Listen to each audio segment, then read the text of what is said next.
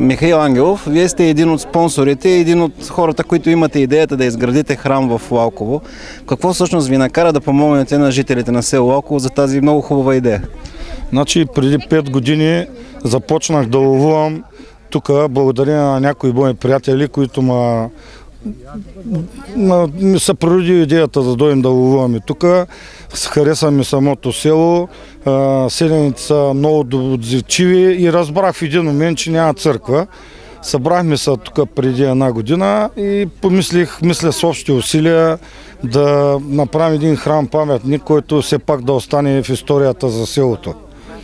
И така постепенно 4 души с помощта на госпожа Мария Какърова, господин Иван Христов, господин Какъров, направихме едно дружество като инициативен комитет от 4 души. Създадохме идеята, ходихме до Сливенския митрополия, той ни отдели внимание и въпреки че имахме трудности за терена, който се вижда тук, искахме на същото место, имало църква преди години до 1964 година и решихме да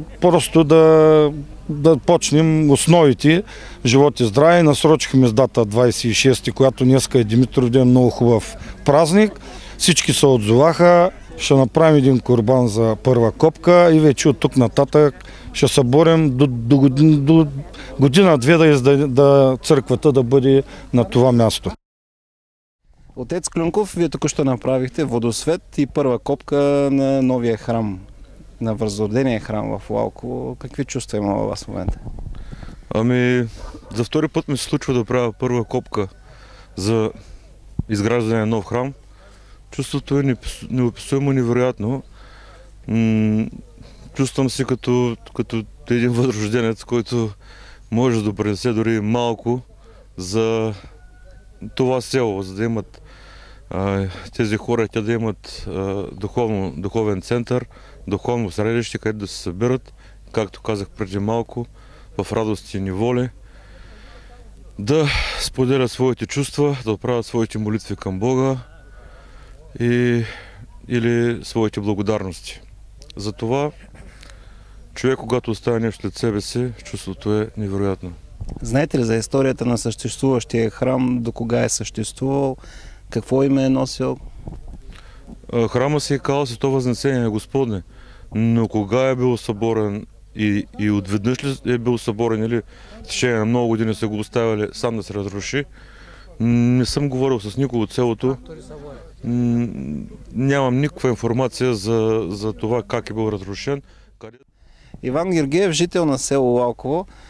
Искаме да ви попитаме какви са вашите спомени за старата църква, която е била на същото място и как всъщност тя е изчезнала. Църквата, не те я запомнихме, като деца влизахме вътре, беше много украсена, много подредена, обаче в течение на време се изостави и взе да рухва и после докараха, наредиха на 2 трактористи с въжета я вразаха и я събориха и оттам насетне вече всичко се разграби. Това е цялата работа. През коя година всъщност се е случило това нещо? И знаете ли защо? Някъде след 54-5 година татък е. Не знам точно определената година. И причините също не мога да ти кажа защо е съборена до крайно положение. Какви са ви спомените? Как изглеждаше църквата тогава? Църквата изглеждаше много добре. Тя имаше вътре горе с, как му казаха отгоре, хол ли беше там, на 2 етажа беше горе, на етаж имаше. Много добре. Ние като деца влизахме вътре, обикаляхме, играехме около нея. Това е. Това не са спомените.